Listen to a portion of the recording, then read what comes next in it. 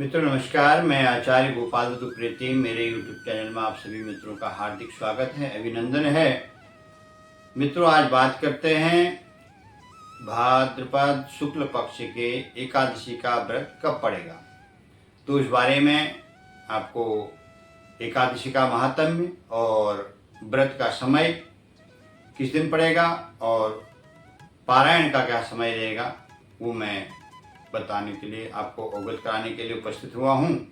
तो जो मित्र नए हैं चैनल को सब्सक्राइब करें, लाइक करें, शेयर करें। तो जो व्रत करते हैं वो व्रत के बारे में जानें, कब एकादशी का व्रत पड़ेगा। तो शुरू करते हैं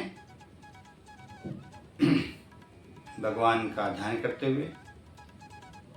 बंसी विभूषित करान्नवनीरदाभात् पीताम्बरादरुण बिम्बफलाधरुष्टात् पूर्णेन्दु सुंदर मुखाधरबिम्बनेत्रात्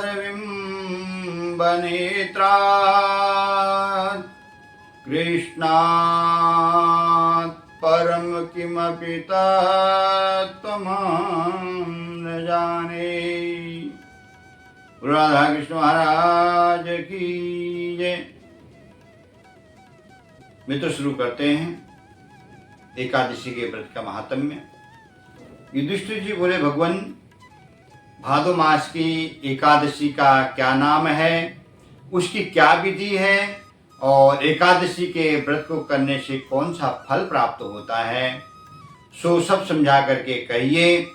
तब भगवान श्री कृष्ण बोले कि हे राजश्रेष्ठ, अब मैं अनेक पापों को नष्ट करने वाली तथा अंत में स्वर्ग देने वाली भाद्रपद मास के शुक्ल पक्ष के वामन नाम की एकादशी की कथा कहता हूँ। आप इसे ध्यानपूर्वक सुने। इस एकादशी को जयंती एकादशी भी कहते हैं। इस एकादशी की कथा सुनने मात्र से समस्त पाप नष्ट हो जाते हैं। एकादशी का फल जो व्रत है वो वाजपेय यज्ञ के समान माना गया है, उससे भी अधिक माना गया है। जयंती एकादशी की जो कथा है, नीच पापियों का उद्धार हो जाता है। और यदि कोई धर्मपारायण मनुष्य एकादशी के दिन मेरी पूजा करता है तो उसको संसार की पूजा का मैं फल देता हूँ। भगवान कृष्ण ये कह रहे हैं, जो मनुष्य मेरी पूजा करता है उसे मेरे लोक की प्राप्ति होती है। इसमें किंचित मात्र भी कोई संदेह नहीं है। जो मनुष्य एकादशी के दिन श्री वामन भगवान की पूजा करता है वह तीनों देवता था, अर्थात ब्रह्मा विष्णु महेश तीनों की ही पूजा करता है। जो मनुष्य इस एकादशी का व्रत करते हैं उन्हें इस संसार में कुछ भी शेष नहीं करना है। इस एकादशी के दिन श्री विष्णु भगवान करवट बदलते हैं। भगवान विष्णु इस समय में शयन में हैं तो वो करवट बदलते हैं, इसलिए इसे परिवर्तनी एकादशी भी बोला गया। इस पर श्री युधिष्ठिर बोले कि हे भगवान, आपके वचनों को सुनकर के मुझे महान संदेह हो रहा है। आप किस प्रकार सोते तथा करवट बदलते हैं? आपने बलि को क्यों बाधा और वामन रूप धारण करके क्या लीलाएं की? चतुर्मास व्रत की विधि क्या है तथा आपके शयन करने का पर मनुष्य का क्या कर्तव्य है? यह सब विस्तार पूर्वक मुझसे कहें। तो भगवान श्री कृष्ण बोले कि हे राजन, अब पापों को नष्ट करने वाली कथा का श्रवण करो। त्रेता युग में बलि नाम का एक दानव था। वह अत्यंत भक्त, दानी और सत्यवादी तथा ब्राह्मणों की सेवा करने वाला था। वह सदैव यज्ञ, जप, तप आदि किया करता था। वह अपनी भक्ति के प्रभाव से स्वर्ग में इंद्र के स्थान पर राज्य करने लगा।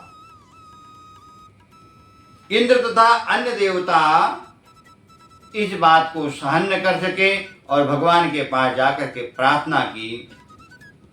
अंत में भगवान ने वामन रूप धारण किया। मैंने भगवान तेजस्वी ब्राह्मण बालक के रूप में राजा बलि को जीता। इस पर राजा युधिष्ठिर बोले कि हे जनार्दन, आपने वामन रूप धारण करके उस बलि को किस प्रकार जीता, यह सब विस्तार पूर्वक कहें। तब भगवान श्री कृष्ण बोले कि हे राजन, मैंने वामन रूप धारण करके राजा बलि से याचना की कि हे राजन, तुम मुझे 3 पग भूमि दे दो, इससे तुम्हारे लिए 3 लोगों का दान का फल प्राप्त होगा। राजा बलि ने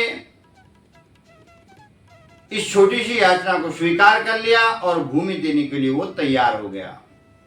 तब मैंने अपना आकार बढ़ाया और भूलोक में पैर, भूलोक में जंघा, स्वर्गलोक में कमर, महालोक में पेट, जनलोक में हृदय, तपलोक में कंठ और सत्यलोक में मुख रख करके अपने सिर को ऊंचा उठा लिया। उस समय सूर्य, नक्षत्र, इंद्र तथा अन्य देवता मेरी स्तुति करने लगे। उस समय मैंने राजा बलि को पकड़ा और पूछा कि हे राजन, अब मैं तीसरा पैर कहाँ रखूं? इतना सुनकर के राजा बलि ने अपना सर नीचे कर लिया। उसके सिर पर मैंने अपना तीसरा पैर रख दिया और वह भक्त दानव पाताल को चला गया। जब मैंने उसे अत्यंत विनीत पाया तो मैंने उससे कहा कि हे बलि, मैं सदैव तुम्हारे पास रहूंगा। भादव महीने के शुक्ल पक्ष की परिवर्तनी नामक एकादशी के दिन मेरी एक प्रतिमा राजा बलि के पास रहती है और एक क्षीर सागर में शेषनाग पर शयन करती है। इस एकादशी को विष्णु भगवान सोते हुए करवट बदलते हैं। इस दिन त्रिलोकी के नाथ श्री विष्णु भगवान की पूजा की जाती है। इसमें चावल और दही सहित चांदी का दान किया जाता है। इस दिन रात्रि को जागरण करना चाहिए। इस प्रकार व्रत करने से मनुष्य समस्त पापों से मुक्त होकर के स्वर्गलोक को प्राप्त होता है। वह स्वर्गलोक में जाकर के चंद्रमा के समान सदैव प्रकाशित रहता है। इनको इस लोक तथा परलोक दोनों में यश मिलता है। जो इन सब पापों को नष्ट करने वाली कथा सुनाई, उन्हें अश्वमेघ यज्ञ का फल मिलता है जो यह कथा को सुनते हैं। जो व्रत करते हैं वो कथा अवश्य सुने। जो व्रत नहीं भी करते हैं तो इस कथा को अवश्य सुने, क्योंकि कथा श्रवण मात्र से भी जो है पाप नष्ट होते हैं। तो इसलिए 3 सितंबर को जो वामन परिवर्तनी एकादशी पड़ेगी, तो उस दिन आप जो है वामन परिवर्तनी एकादशी का व्रत करें। और इसका जो व्रत का पारायण होगा वो सवेरे प्रातःकाली होता है और 6:09 का सूर्योदय है।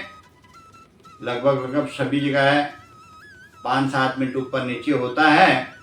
तो अरुणोदय काल में स्नान इत्यादि करके भगवान के जो भोग की सामग्री एकत्रित करना शुरू करें और 5:45 बजे से 8 बजे के बीच में व्रत पारायण का समय रहेगा।